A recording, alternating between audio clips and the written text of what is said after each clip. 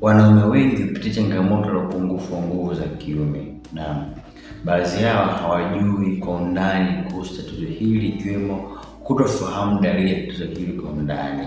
Katika siku ya leo nitakuletea dalili 7 za mwanzo kabisa za upungufu wa nguvu za kiume, ambazo kama ikiwa nazo zinaweza kuashiria kwamba wana tatizo la upungufu wa nguvu za kiume ambalo linahitaji kufanyiwa utatuzi wa haraka.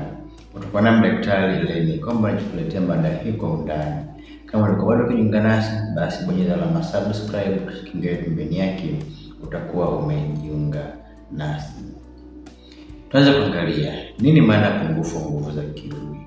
Upungufu wa nguvu za kiume ni pale ambapo uume wako unashindwa kusimama au unashindwa kumudu tendo la ndoa vile ambavyo inatakiwa au kikamilifu, ikiwemo kuishiwa nguvu au kuchoka haraka. Sasa chanzo chake mara nyingi huchangiwa na kuwa na mtiririko duni wa damu katika maeneo ya sehemu za siri katika maeneo ya uume, lakini pia kuwa na magonjwa sugu kama kisukari, lakini pia ugonjwa wa pressure, yani shinikizo la damu, lakini pia mara nyingine pia huweza kuchangiwa na msongo wa mawazo. Sasa dalili zake muhimu ni zifuatazo. Dalili ya kwanza ni uume kushindwa kusimama kabisa, yaani uume unashindwa kabisa kusimama hata baada ya kufanya maandalizi kadhaa, basi uume wako unashindwa kusimama kabisa. Hii ni dalili ya mwanzo kabisa na dalili ya kawaida kabisa na ni rahisi kuitambua. Kwa hiyo ikiwa dalili hii, hakikisha na daktari ili upate ufumbuzi wa kitabibu mara moja. Dalili ya pili ni uume unasimama lakini unawahi kusinyaa, yaani unawahi kuishiwa nguvu, unawahi kusinyaa. Hii ni dalili inaashiria kwamba kuna mtiririko duni wa damu katika eneo la uume, kwamba ni kule damu inafika inazunguka, lakini mtiririko wa mzunguko wa damu katika eneo hilo ni duni, jambo ambalo linapelekea kwamba uume uweze kusimama lakini pia uweze kuishiwa nguvu ndani ya muda mfupi. Dalili ya tatu ni kukosa hisia za tendo la ndoa kabisa, hata baada ya kufanya maandalizi pamoja na mwenza wako.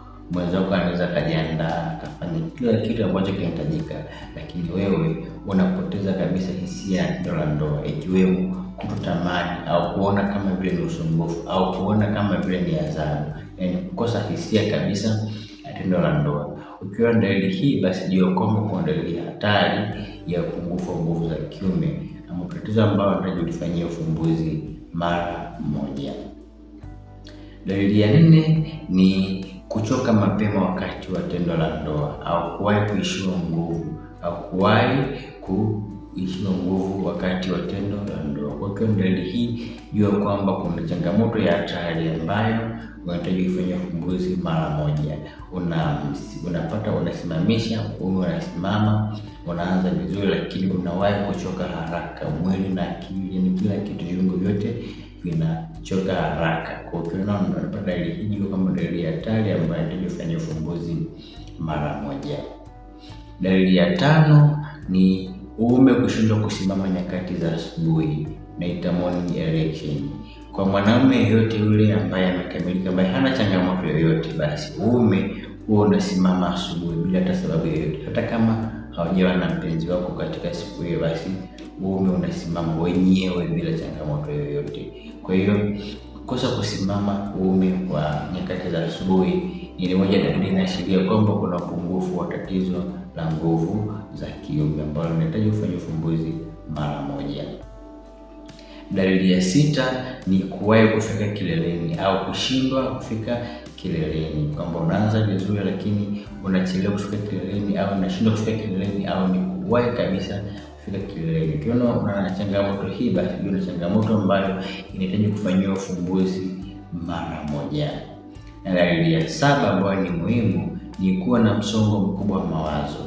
Unajua kwamba kunakuwa na msongo wa mawazo ina muunganiko kabisa. Tendo la ndoa ni muunganiko wa hisia, msongo wa mawazo pamoja na akili. Kwa unapokuwa na msongo wa mawazo, basi moja kwa moja inapelekea wewe kushindwa kufanya tendo la ndoa katika jinsi ambavyo inatakiwa, na uume kushindwa kusimama katika hali ambayo inatakiwa.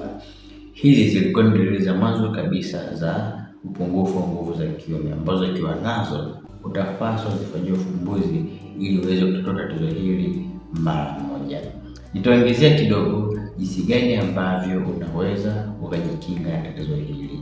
Kwanza kabisa, fanya mazoezi, lakini pia boresha lishe yako, lakini pia epuka msongo wa mawazo, lakini pia epuka vinywaji vigumu kama vinywaji vya pombe na vinywaji vyenye kemikali kubwa. Epuka matumizi makubwa ya kafeini, lakini pia tumia maji kwa kiwango kikubwa. Naamini kuna jambo mengi sana ambalo nimejifunza katika siku ya leo. Nikutakia siku njema na Mungu kubariki. Tukutane katika mada ijayo. Ulikuwa nami Daktari Lenny Komba.